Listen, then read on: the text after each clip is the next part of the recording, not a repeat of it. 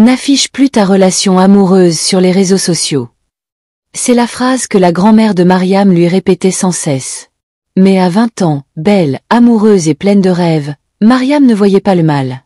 Elle venait de rencontrer Idriss, un jeune homme travailleur, charmant, et tout de s'aimaient comme si le monde leur appartenait. Chaque instant, chaque sourire, chaque cadeau, chaque sortie, Mariam les partageait en direct avec ses abonnés.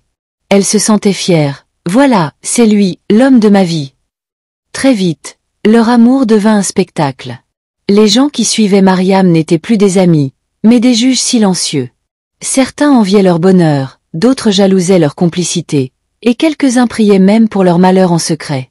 Au début, Idriss n'y voyait pas d'inconvénient. Mais peu à peu, il remarqua que Mariam passait plus de temps à poser pour les photos qu'à vivre le moment. Un dîner aux chandelles se transformait en séance de shooting. Une balade romantique se terminait par « Attends Idriss, je dois poster ça sur mon statut ». La sincérité de leur amour commençait à disparaître derrière les filtres et les likes. Puis vinrent les commentaires. « Idriss n'est pas assez bien pour toi, Mariam.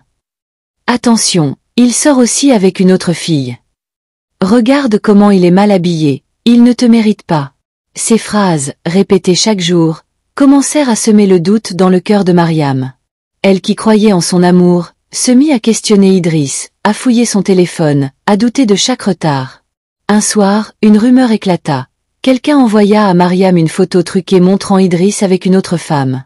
La rage et la honte l'envahirent. Sans vérifier, elle publia une longue publication. « Idriss m'a trahi.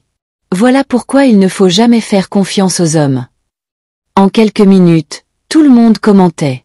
Certains se réjouissaient, d'autres prenaient parti, et la honte d'Idriss se propagea comme un feu de brousse.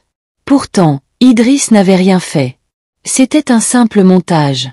Blessé d'avoir été humilié devant des inconnus, il décida de quitter Mariam.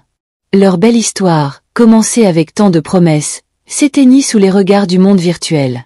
Mariam retourna voir sa grand-mère, en larmes.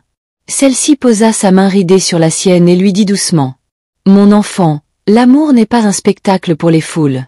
Il se nourrit du silence, de la confiance et de la sincérité. Quand tu l'exposes aux yeux du monde, tu invites les jaloux, les ennemis et même le malheur à s'asseoir à ta table.